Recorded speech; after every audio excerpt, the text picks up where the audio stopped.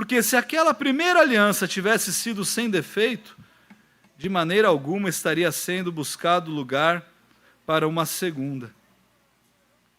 Estou lendo esse versículo porque ele nos leva de volta à aliança que Deus fez com Moisés. A primeira aliança, ou a antiga aliança, como nós podemos chamá-la, ela foi feita com Moisés e ela é tida como imperfeita, segundo esse versículo, como insuficiente. E essa insuficiência era em parte a incapacidade do sistema de sacrifícios que os sacerdotes precisavam realizar. Por quê? Porque esses sacrifícios não podiam perdoar o pecado dessas pessoas para sempre. Mas Cristo é aquele que pode perdoar o pecado de todos nós. Esses sacrifícios apontavam para alguma coisa, mas eles não podiam substituir o pecado deles pela justiça dos animais ou de qualquer outra coisa. Nós precisaríamos de Cristo, aquele que havia sido prometido. Por isso, então, desde o tempo de Davi até o cumprimento dessa nova aliança, mais de 400 anos se passaram. Cristo nasce e Cristo estabelece a nova aliança. O que os profetas estavam realizando desde Davi até o surgimento de Cristo eram promessas que apontavam para a vinda desse Messias. Era isso que estava acontecendo nesse período em que Deus não falava tanto. Deus falava por meio dos seus profetas. E é justamente isso que nós vemos. Note que o autor de Hebreus, ele cita justamente uma dessas promessas feitas aos seus profetas nessa época para demonstrar a superioridade dessa nova aliança que Cristo ia estabelecer. Lá em Hebreus 8, que nós lemos agora, no versículo 8 até o 12, nós lemos essa promessa que foi feita lá em Jeremias. Olha o que ele diz. E de fato, repreendendo-os, diz: eis aí vem dias, diz o Senhor, e firmarei nova aliança com a casa de Israel e com a casa de Judá.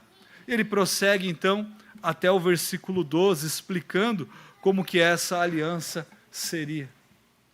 Agora, irmãos, veja que enquanto que aqueles que estão debaixo da antiga aliança estão aí buscando o perdão dos seus pecados por meio de sangue de animais, os da nova aliança o encontram por meio do sangue de Cristo.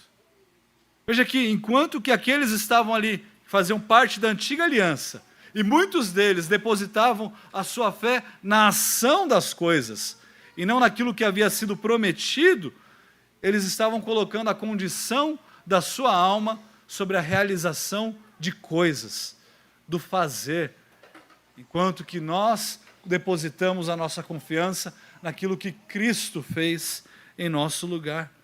Veja que a nova aliança, ou na nova aliança, não há mais necessidade de cada um ensinar ao outro, porque o Espírito Santo habita a cada um de nós. Nessa nova aliança, Deus está dentro de nós, nos fazendo entender essas coisas, nos fazendo interpretar a palavra de Deus, nos guiando.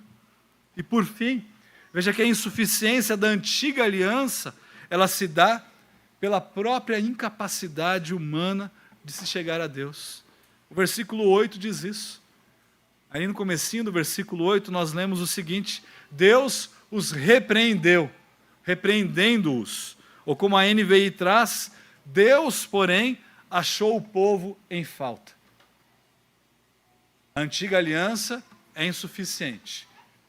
Mas parte dessa insuficiência cabe aos homens, porque eles são pecadores. E eles vão continuar pecando, pecando, pecando e pecando. E sem Cristo não haveria solução para os seus pecados. O sangue de animais não apagaria os pecados do povo. Apenas o sangue de Cristo. Desde a queda de Adão, o pecado do homem o incapacita. O pecado do homem o impossibilita de se chegar a Deus e de cumprir os seus mandamentos. Desde Adão, o homem está fisicamente vivo e espiritualmente morto. Já na nova aliança, no sangue de Cristo, aqueles que são regenerados, aqueles que foram eleitos e salvos, podem descansar na certeza de que estão limpos dos seus pecados diante de Deus, pelo sacrifício que foi realizado em Cristo. O sangue de Cristo cobriu os nossos pecados. Nós podemos descansar nessa realidade.